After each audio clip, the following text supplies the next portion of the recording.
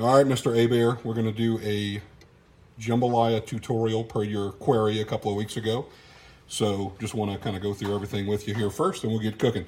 So I've got about 3.5 pounds of pork shoulder. It's been doused with a little pickle pepper sauce, the original pickle pepper sauce, like that. I've got and it's also been seasoned with some various, your favorite Creole seasoning. I've got 1 pound of smoked sausage.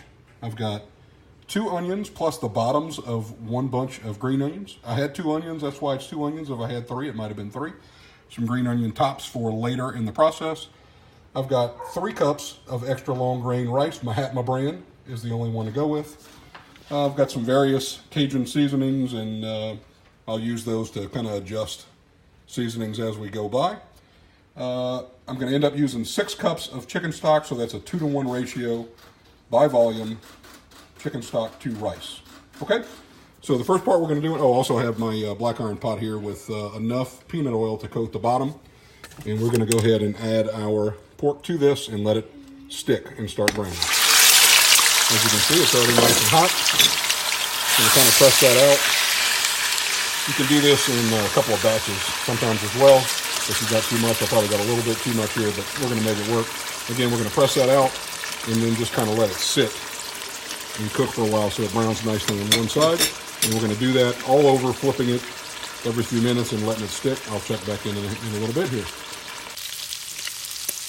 All right, part 2. As you can see, we've been working on our pork for about 20-30 minutes. Nice, beautiful brown color all over. And as you can see also, we got some nice gratin forming at the bottom of the pot. So we're going to go ahead and take the pork out and go ahead and brown off our sausage. That'll be the next step.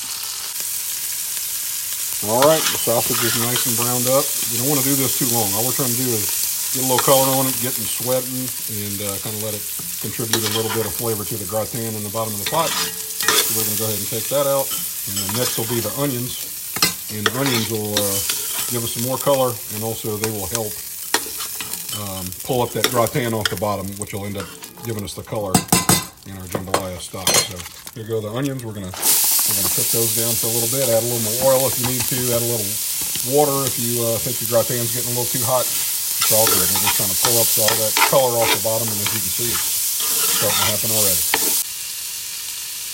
Okay, as you can see, the onions have cooked down significantly. They pulled up a lot of that nice brown color off the bottom of the pot. This next step, we're going to add all of our meat back to the pot, and we're going to let it all cook together until all this liquid kind of cooks out. We don't want a lot of excess liquid when we add our stock in. All right, I had cooked out all the liquid. Got the meat and onions and everything all mixed together nice and good. Added my 6 cups of chicken stock. Raised my temperature up to high. I'm trying to bring this up to a boil now. At the same time, I'm going to kind of taste this a little bit and start adjusting my seasonings. Adding in a little bit of this and a little bit of that, a little hot sauce, a little more pickle pepper sauce, a little bit of, again, your favorite Cajun seasoning, just a little at a time. And the end result that I'm looking for is that this gravy, it's going to almost look like a gumbo or a brown gravy, and I want it to taste a little too salty and a little bit too spicy. Because once we add in the rice, that's going to absorb a lot of that. So if it tastes just a little bit too salty, a little too spicy at this point, that's going to end up coming out perfect once we add the rice in and finish the jambalaya. So we're going to go ahead and bring this to a boil, and then we'll add rice at that point. Okay, at this point, we've got our stock in the pot. It's come up to a boil. We've adjusted our seasonings. I have added my rice in.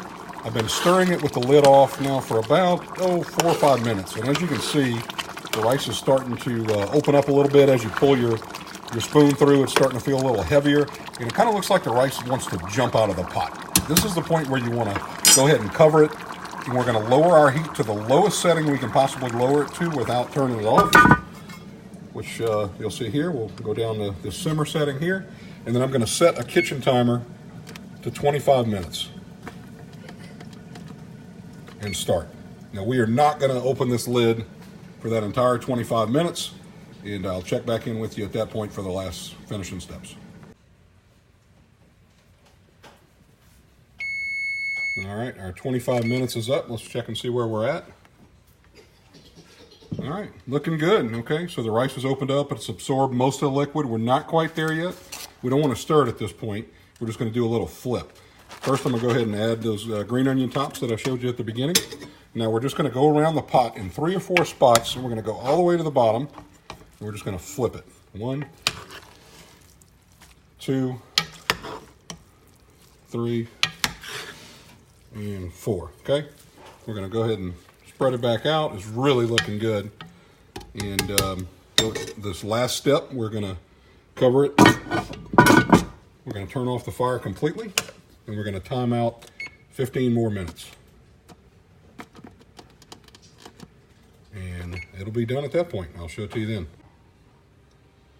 All right, our timer has gone off. 15 minutes is up. Should be ready. Let's see what we got here.